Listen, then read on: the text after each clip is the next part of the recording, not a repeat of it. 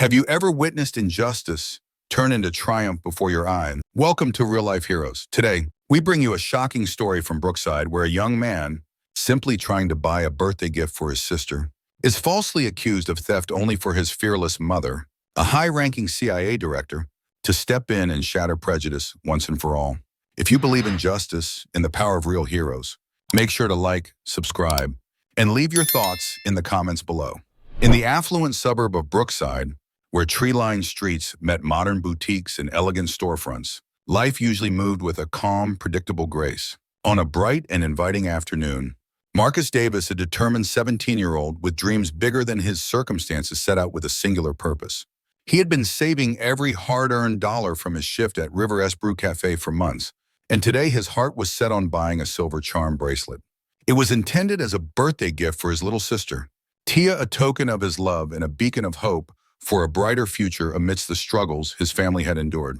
Marcus had often passed by Aurum Jewelers, the most prestigious jewelry store in Brookside. Its pristine glass windows displayed treasures that seemed almost unattainable. Today, with his wallet filled with his painstaking savings, he believed he had finally gathered enough to make his dream a reality. Clutching his cash tightly, he pushed open the heavy glass door. The soft chime that echoed in the store was accompanied by the refined atmosphere of polished marble floors, velvet-lined display cases brimming with glittering gold and silver, and the gentle strains of classical music playing in the background. At the counter stood Vanessa Lewis, a middle-aged white woman with sharply styled blonde hair, impeccable makeup, and a look that conveyed both authority and a rigid sense of propriety. Vanessa prided herself on maintaining the store's flawless reputation. However, the moment her eyes landed on Marcus, a young black man wearing a slightly worn hoodie over a neatly pressed polo shirt and well-worn sneakers, a flicker of suspicion crossed her face. It was the same look that Marcus had experienced before, a silent but searing question. "What are you doing here?" Marcus, determined not to let her cold scrutiny derail his purpose, approached the counter with a polite smile and a steady voice. "I'd like to see that bracelet, please," he said, pointing to the silver charm bracelet displayed elegantly behind the glass case. The bracelet shimmered under the bright lights, its delicate charms dancing in the glow of the store's luxurious ambiance. Vanessa's lips tightened into a condescending smile. "That piece is quite expensive," she remarked, her tone dripping with disbelief.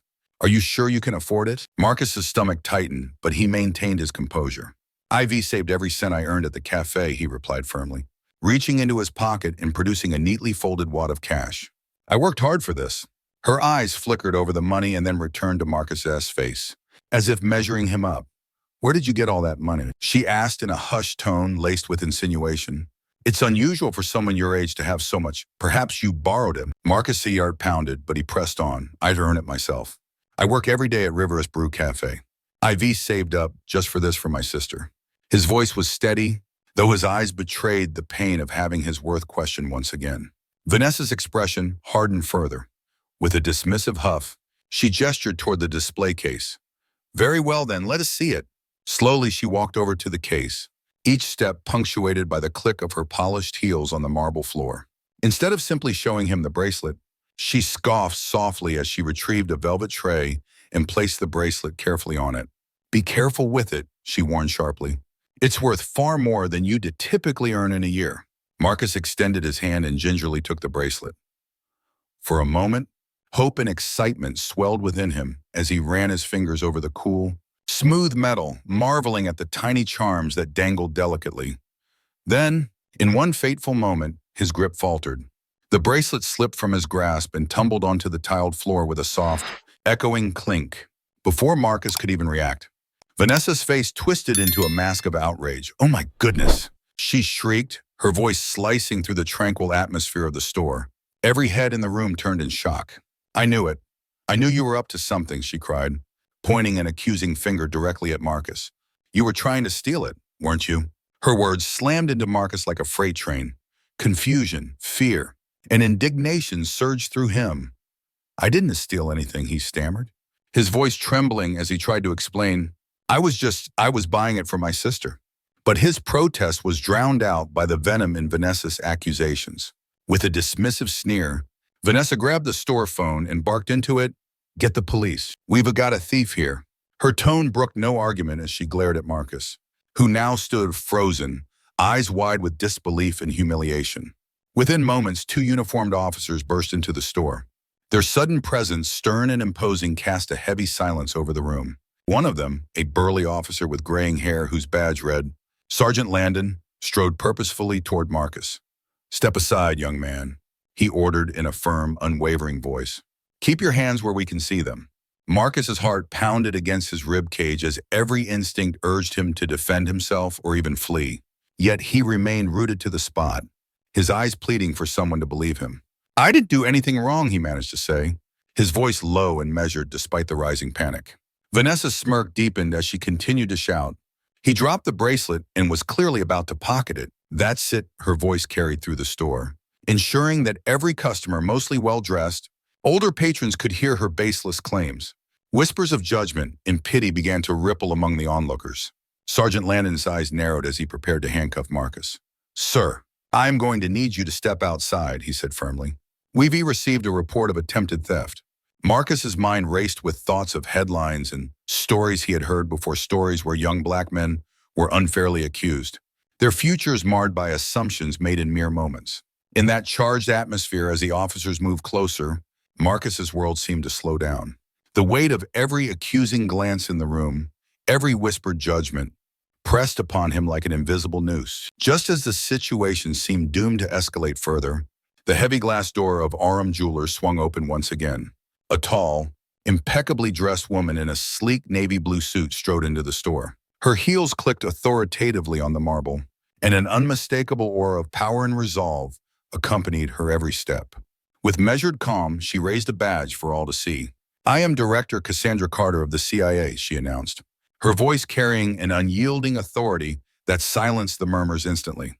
"And this young man is my son." A hush fell over the room as eyes widened in disbelief.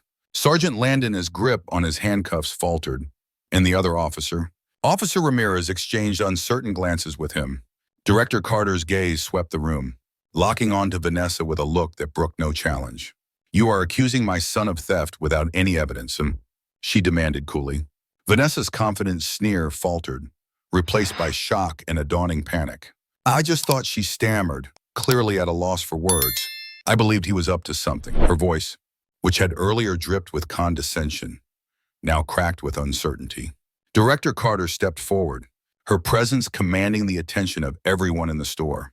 "At Aurum Jewelers, we pride ourselves on integrity and respect. Today, you have not only violated my son's rights, but also tarnished the trust of this community with your baseless accusations." She paused, her eyes briefly glancing at the security monitor mounted discreetly on the wall. "I expect a thorough review of the security footage," she said in a measured tone. "It will show that Marcus was merely trying to buy a gift."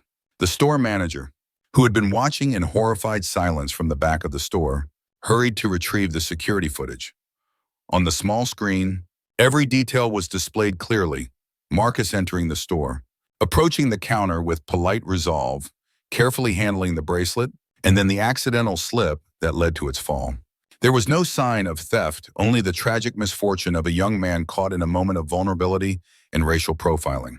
As the footage played, a heavy silence settled over the customers. Whispers turned to murmurs of disbelief, and even those who had earlier looked on with judgment now appeared to question their assumptions. Director Carter's eyes softened ever so slightly as she turned to address the assembled crowd. "Let this be a lesson," she said in a calm, resonant voice. "Judgment without evidence is not only unjust, it is destructive. Every person in this room deserves to be treated with dignity."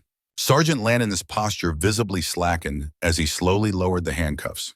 Officer Ramirez, still glancing between Marcus and the screen, finally nodded. "I apologize, young man," he said quietly, his earlier certainty now replaced with regret. "We should have been more cautious." Vanessa, her face now pale and trembling, attempted a feeble explanation, but her voice was lost amid the rising chorus of support for Marcus. A woman in a floral dress clutched her purse as if in protest against the injustice she had witnessed, while an older gentleman in a tailored suit shook his head slowly, mourning the loss of decency. Director Carter's voice rang out again, firm and unwavering. "This incident is not just about one mistaken accusation. It is a reminder that we must continually challenge our own biases and ensure that every act of judgment is based on truth, not on preconceptions." Her words resonated deeply, stirring emotions in everyone present. The tension in Aurum Jewelers slowly began to dissipate as Marcus, still standing with quiet dignity, took a deep breath. His eyes, though filled with the residue of pain and frustration, shone with a resilient determination. "All I ever wanted was to buy a bracelet for my sister," he said softly, his voice carrying both sorrow and strength. "I never imagined that I'd be judged like this, simply because of how I look." A ripple of empathy spread through the store. Several customers began to murmur their support, and even the officers wore expressions of contrition. Director Carter nodded once, her eyes locking with Marcus S. "We will ensure that this incident leads to real change," she vowed, her tone as much for the community as it was for her son. In the days that followed, Brookside was abuzz with the fallout from the incident at Aurum Jewelers. Local media picked up the story, and social media erupted with support for Marcus, along with demands for accountability for those who had acted on prejudice. The store's management, facing public outrage and a torrent of negative reviews, immediately placed Vanessa Lewis on administrative leave pending a full investigation. Rumors swirled that further disciplinary action was imminent, and community leaders began organizing meetings to address the underlying issues of racial profiling and bias. Marcus, despite the humiliation he had suffered, soon found himself becoming a symbol of quiet dignity and resilience. In interviews with local news stations, he spoke with calm resolve. "I just wanted to buy a gift for my sister. I hope my story reminds everyone that no one should be judged before their actions are even seen." His words, measured and sincere, resonated deeply with viewers, especially in a community that was beginning to confront its own long-standing prejudices. Director Cassandra Carter, now widely recognized not only for her leadership at the CIA, but also for her steadfast commitment to justice, held a press conference at the Brookside Community Center. In her measured tone, she outlined a series of reforms, a thorough internal investigation into the handling of the incident, mandatory bias training for all employees at Aurum Jewelers, and even a community outreach program aimed at bridging gaps between different groups in Brookside. Today's events have shown us that even in a place as refined as Brookside, we must remain vigilant against injustice, she declared. "I promise that we will work together to build a community where every person is respected." Inspired by the incident, a local community activist named Devin Matthews approached Marcus with an idea. Devin proposed establishing an annual day of kindness and justice in Brookside, a day dedicated to celebrating unsung heroes, raising awareness about racial bias, and encouraging community dialogue. With support from local leaders, schools, and businesses, the first event was organized in a spacious public park. There, residents gathered for storytelling sessions, workshops on empathy, and even a memorial that honored the quiet acts of kindness that often went unnoticed. At the park, Marcus watched as people from all walks of life shared their stories of moments when a small gesture had made an enormous difference. A veteran recounted how a kind stranger had once given him hope during his darkest days, while a retired teacher spoke of the profound impact a single encouraging word had on a troubled student. Each tale wove together into a tapestry of shared humanity, a collective vow that judgment without understanding would no longer be tolerated. In a particularly moving moment during the event, Marcus took to the small stage and said, "I never imagined that buying a bracelet for my sister would spark this conversation. But today, I stand here not just as someone who faced injustice, but as a reminder that each of us can be a force for change. Let us work together to ensure that our community and our country is defined by kindness and fairness, not by suspicion and bias." His words were met with a long, heartfelt applause that echoed across the park, as if every attendee was declaring that this was a new beginning. Later that day, Director Carter joined Marcus and several community leaders for a quiet dinner at a local restaurant. The conversation turned to the importance of accountability and the need for continued vigilance. "Every time we let bias go unchecked, we allow injustice to take root," Carter said solemnly. Today's events are a wake-up call, a reminder that we must actively challenge our assumptions and work to build bridges, not walls. Even Vanessa Lewis, once so certain of her own judgment, found herself isolated. In the days following the incident, she struggled with the fallout, her colleagues distancing themselves, management launching a full investigation, and her reputation in shambles. Though she tried to offer excuses, the evidence was clear, and the community's voice was loud in its demand for change. Back in his modest apartment, Marcus carefully placed the silver charm bracelet on his bedside table. symbol of resilience and the transformative power of a single act of dignity.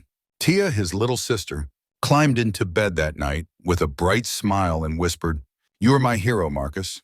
In that tender moment, Marcus realized that despite the scars of injustice, every step toward change was a victory worth fighting for. Brookside would remember the day at Aurum Jewelers for years to come, a day that sparked not only local reform, but a broader conversation on racial profiling and respect. Schools introduced new lessons on empathy and social justice, and businesses across the town reviewed their policies. The Day of Kindness and Justice soon became an annual tradition, a celebration of the quiet acts of courage that remind us all that even in the face of prejudice, hope and humanity can prevail. As for director Cassandra Carter, her resolve only grew stronger. In interviews and public appearances, she spoke passionately about the importance of accountability and transparency, urging everyone to reflect on their own biases and to stand up when injustice reared its head. Today, she said in one interview, "We witnessed how a moment of unchecked suspicion can harm a young person's life. But we also saw how truth and compassion can restore dignity. Let us never forget that every person deserves to be seen for who they truly are."